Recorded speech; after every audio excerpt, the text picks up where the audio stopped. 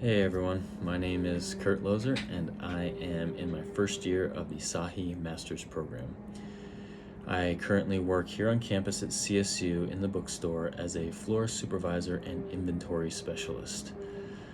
Just a quick background on myself. I was born on the East Coast in New Jersey, and shortly after we moved to Maryland, where I spent most of my adolescent years. In the late 90s, we then moved out to Colorado, to Longmont, where I basically have been ever since. I graduated from Longmont High School. I did my undergrad at CU Boulder, and then after graduation, I moved down to Denver to begin working. Um, I first got employment through Rocky Mountain News, and not long after, when they shuttered, I was fortunate enough to find a great position at a nonprofit in Aurora, Colorado called the Colfax Community Network, which specializes in assisting transient and impoverished communities and families in and around Aurora, Colorado, but more specifically Colfax Avenue. As a field coordinator there, I assisted with the after school program, often ran the food bank, updated their social media platforms, and did some grant writing to help increase our funding for amenities, programs, staffing, and projects that we had. So a little bit about why I'm taking the course, obviously to fulfill my SAHI curriculum requirements, but more specifically because ethics is an important yet intangible aspect of life that we all, I think, engage in, but sometimes don't even realize it. Um, and ethics is a subjective term, and it's, your opinions on certain matters are based on your perspectives and history and experiences. But I think, especially in the context of higher education, I think we can all agree that though we all facilitate student success, ethics are there to provide and preserve individual justice, safety, and respect for all of our enrolled students.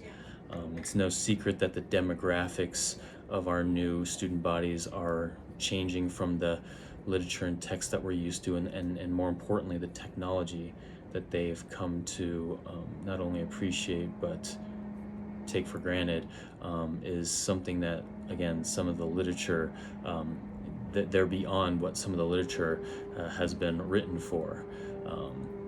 So to me, ethics is just another piece of that puzzle to make sure that CSU and all higher educational institutions are preserving or making sure that they're socially modernized, and that the learning environment is equitable while still preparing students for their future careers and developing their own unique identities. In this course already, it's evident how many ethical dilemmas play out in a student affairs professional's day-to-day, or just a professor, even someone who works in the dorms or in the dining halls. They're unavoidable, and they're just a component to all of our jobs, and I think that this class is going to be great because they throw a lot, again, in that Eberhardt and Balente reading, already so many real life situations that I hadn't really considered, the somewhat hypocritical nature, or how we will treat one situation in a certain manner and yet kind of contradict ourselves in another. And I think it's just really interesting, and something that is not only worthwhile but, again, is unavoidable. We're all going to have to engage in these situations that don't quite have a right answer, but we have to kind of operate with safety, well-being, and just mutual benefit, and results that everyone can kind of swallow. And I think this course will really help kind of throw us through the ringer, and provide a lot of different instances of kind of gray area situations. Some of my long-term goals would be to utilize these courses and the knowledge I receive to facilitate student success a little bit more. At my current position, we have a lot of access to, curriculum, programs, formats, platforms, course materials, professors, publishers, vendors, which is great. And I've been able to collaborate with a lot of great people, both on campus and off, and really get to know a lot of different people and a lot of different styles and beliefs and values and personalities. However, when it comes to students, my influence over them is basically done by week 2. Most students who want to shop with us or utilize our amenities are pretty much done with what they need by the second week. Some come in later, closer to finals sometimes, but for the most part, I don't see or talk to anyone after the second week, and I think that having a higher degree in student affairs would allow me with a greater access to facilitate their success.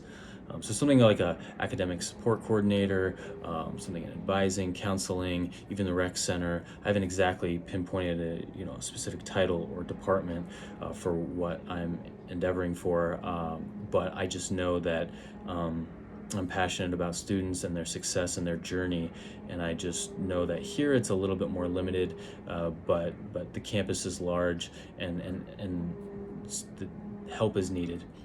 And so I'm eager that with learning what I'm going through in some of these classes, that I can provide a unique perspective and just another helping hand that is earnest and honest and wanting to help them in whatever way I can, obviously within the ethical frameworks of my position.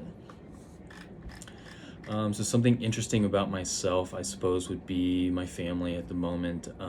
My wife and I share 2 dogs and 2 sons, one 4 years old and 2 years old, and so they are, besides work and school, they are our primary focus at the moment, as you can imagine. Some of our hobbies include, reading, exercising, going on walks and hikes with, the dogs and the boys, and watching shows and movies. They're getting old enough to start remembering certain things and finding their own personalities of what they like and what they don't like. And so that's just been really rewarding and a fun way to spend our time away from school and work. We hope to, once they are out of daycare, travel a little bit more and see the world and have new and more interesting things happen to us. But right now, with schooling and daycare and the costs that come with both of those, we're just kind of laser-like focused on getting through those things, so that by the time, in 4 or 5 years from now, when they have moved on to grade school, that we can kind of begin venturing out and doing a little bit more things.